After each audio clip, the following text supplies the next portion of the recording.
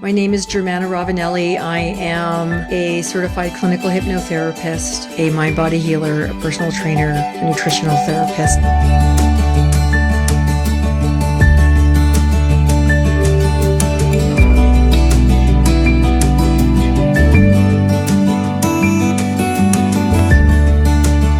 I was taught that health is harmonizing the body, the mind, and the spirit.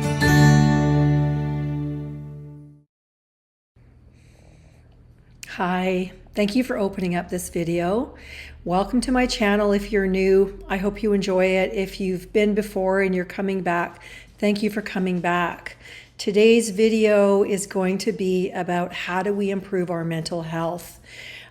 Most people, that's the new normal, is people are suffering with mental health issues, and how do we support ourselves, or how do we strengthen ourselves is probably a really nice language.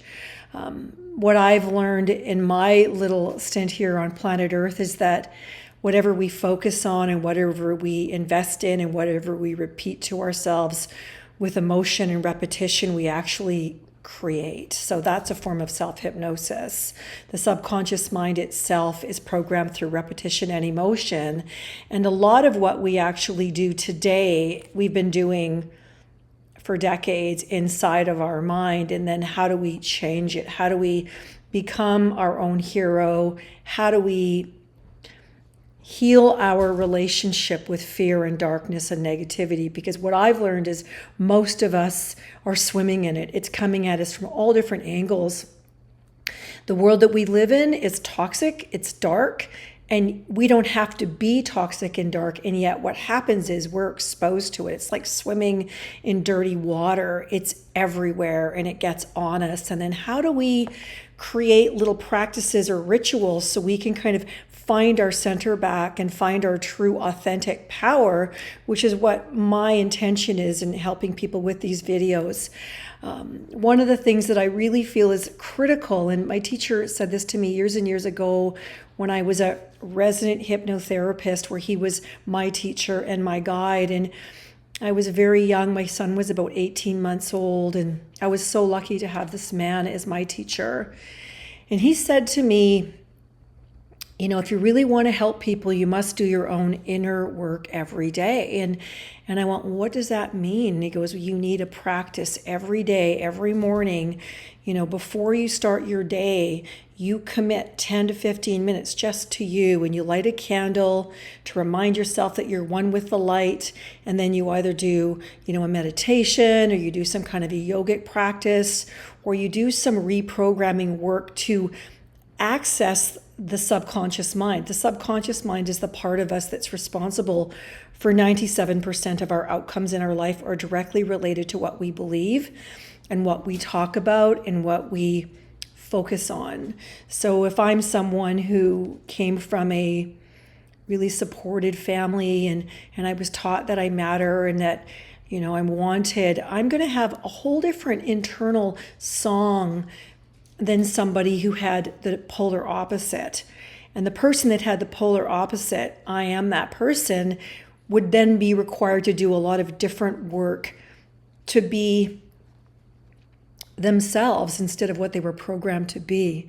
A lot of people don't realize, like, oh, I've never been hypnotized. I'm like, you're hypnotized from the moment that you were in your mother's body. You were being programmed by her feelings, her thoughts, her emotions. And then for a boy, they're programmed, by their environment till about the age of 7. And for a woman, it's 11. So most of our decisions actually come from there. That is what's running most of our life. And my intention in educating and supporting people like you is to give you tools to know the truth, so you're not gaslighting yourself, you're not betraying or breadcrumbing yourself, and that you can understand the value of that 10 minutes in the morning, or making a little spot in the day that's just for you, sacred, just for you, because you are sacred. So my teacher would say, light the candle, create that impression on the subconscious mind.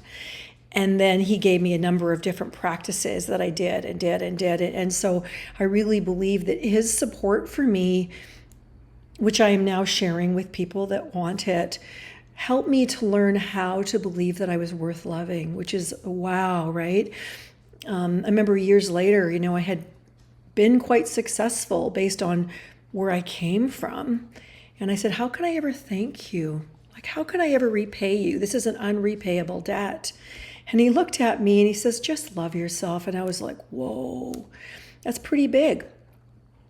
So when we're in a place of conflict, of fear, of negativity, of self-criticism, or we're letting other people's opinions of us, or what we think is their opinions of us, become true for us, we are technically being bathed in negativity, pain, darkness. And as we accept it and believe it, then our subconscious will need to punish us, and it will need to keep us in distress. And we can call that mental health. What most people don't realize is that when we have feelings, a feeling is just an energetic field that needs to be processed like electricity from a light bulb. And if we weren't taught that our feelings are safe or okay, or we're allowed to have them, we stop feeling them and we have to shut our body down.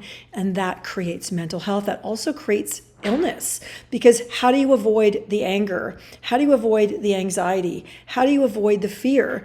You get busy, or you shut down, or you go on a shopping binge, or you character assassinate someone, or you doom scroll. These are all ways that we check out on ourselves and actually abandon our life. And I mean, sure, we can do that for a period of time, but then when it comes to, your report card, how's your life going? Would you give yourself an A, a B, a D, a whatever in the different areas of your life? That's a reflection of your subconscious mind's comfort zone, what it thinks is normal. And if you want to heal that, then that takes a little bit of time. You can also, get into some pretty significant meditations. And if you really want to deprogram yourself, you can do that with therapeutic hypnosis, which I'm very good at. The good news is when you do that kind of work, you don't keep you don't keep the therapist, because once you've done your job, it's done. It's finished. That core wound is gone. That behavior that's linked to it, that emotional baggage, neutralizes and goes away. So I'm just going to share something out of a book that I'm currently reading that is it's all about improving your personal energy. And that is the currency that is the most powerful thing you could ever have, because at some point you're going to run out of time. And then what energy you have and you feel, you're sending out like a beacon, and the universe, or the powers that be, will magnetize that same energy to you. So if you leave your house pissy and angry and doing a brake stand out the driveway, you'll probably get a ticket that day. You'll probably have something else happen bad and you'll go, that was just a terrible day. Well, what happens is when you leave the driveway, whatever energy you're emitting is going to be attracted to you all day long. With coworkers, maybe getting pulled over by the cops, maybe you forgot something else. It just goes on and on. So managing your energy is the single most powerful thing you can do to actually have a good life. And if you think about, like in the Buddhist temples, and they all have those bongs, bong, and it resonates through. And what's that designed to get your attention back to now. It's not to go, oh, I like that sound, I don't like that sound. That's the mind. It's to get your attention back to now, into the present moment, which is where all of your power is. The minute your mind goes into the future or into the past, you've lost about 70% of your vital life force. And the point is, we have all of these distractions, these phones. We are in a crazy place. So then the question goes is, how do we call back our power? And I'm going to give you just one really neat little thing in this book. I'm going to share it with you. And it's about love and fear. And you have actually two forces that run your life.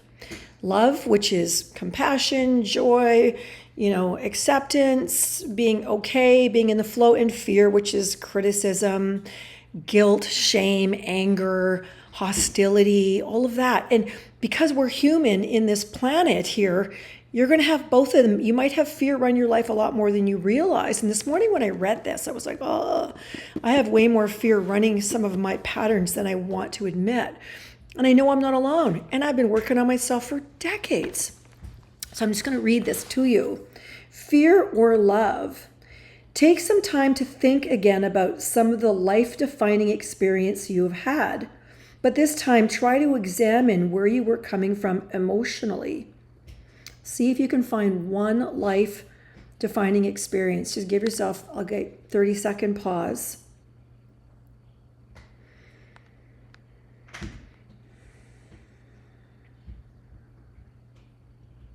It is likely that many times your motives were multifaceted and not clear-cut. Sometimes you will rationalize that it was one thing and not something else. But this is all about you. So remember, only you have to judge your honesty, but have nothing to prove and nothing to hide. Sometimes it's easier to see what I'm talking about when you look at motivation in regard to others. So for the purpose of this exercise, you could think of your best friend or sibling of what has motivated them in the past. Maybe they needed to buy a really hot car. Maybe they couldn't afford it. Who knows? Do you really want to do some self-exploration and grow spiritually? Allow yourself to consider what your parents' motivations were and how you fit into them. The more you can learn to understand and view your parents without judgment and blame, the more you will be able to experience a feeling of freedom and move, and the more evolved you will become in the process. We're all afraid. What if we stay there? We have absolutely forfeited our power. As I am sure you are gathering from doing this, there are many more examples that tie into fear rather than love.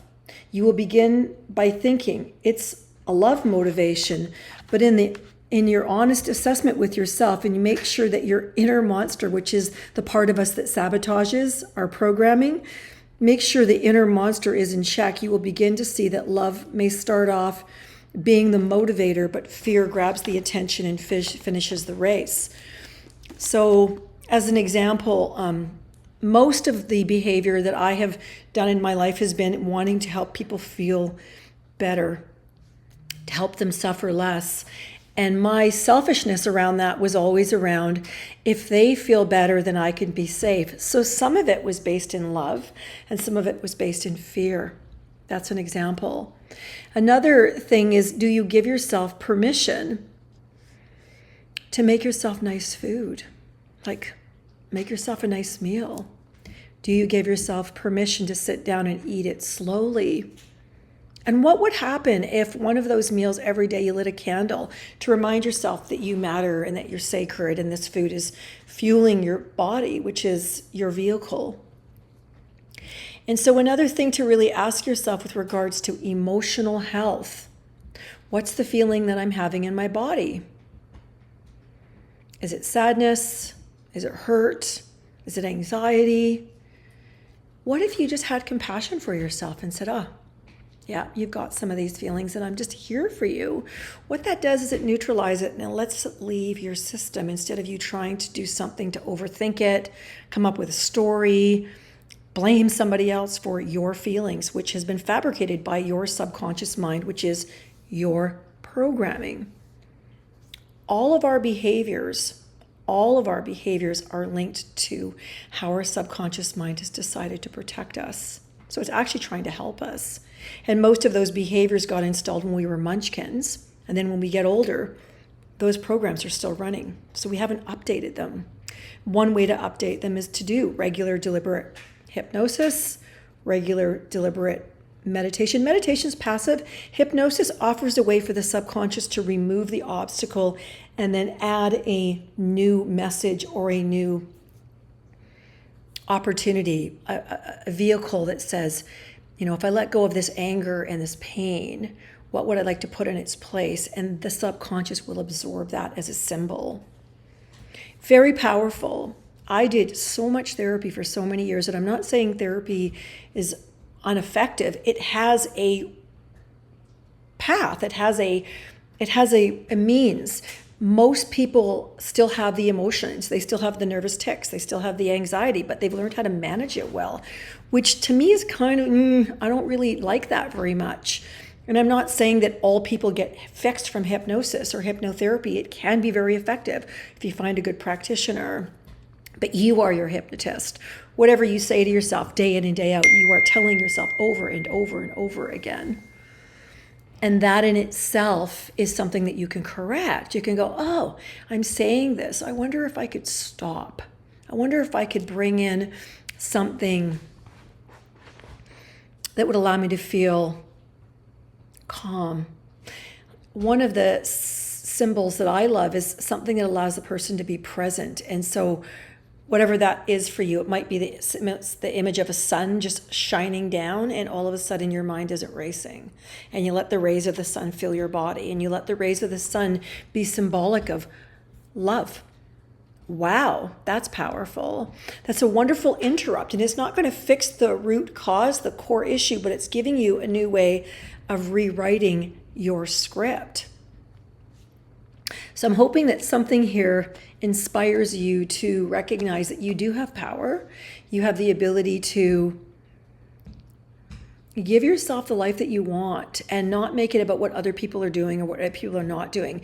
If your behavior in your own world with yourself is based in compassion, acceptance, quiet, and some love, and you remove the vampire energies, the texts, thinking you have to fix and rescue other people, but taking time to be in your own skin, you will actually be healthier and you will have less issues because you're tending to your own needs instead of, this buckshot thing of running around thinking that you're responsible for other people's problems. You're responsible for you. And once you get yourself in order, then you can actually be effective from a full cup. Not if I look after you, everything will be okay. I hope that this video inspired you. If you think that it might be of value to somebody else, feel free to share it. Feel free to leave a comment if you like. And if you have any questions about hypnosis or healing work, I do a developing self-love course. It's an 8-week course. You can do it in person and online about twice a year. And so you might want to go on the email list and then you can see when it comes. And it's a wonderful way to heal the parts of you that have had to shut down to survive parts of your life. Thank you for your time. Have a wonderful day.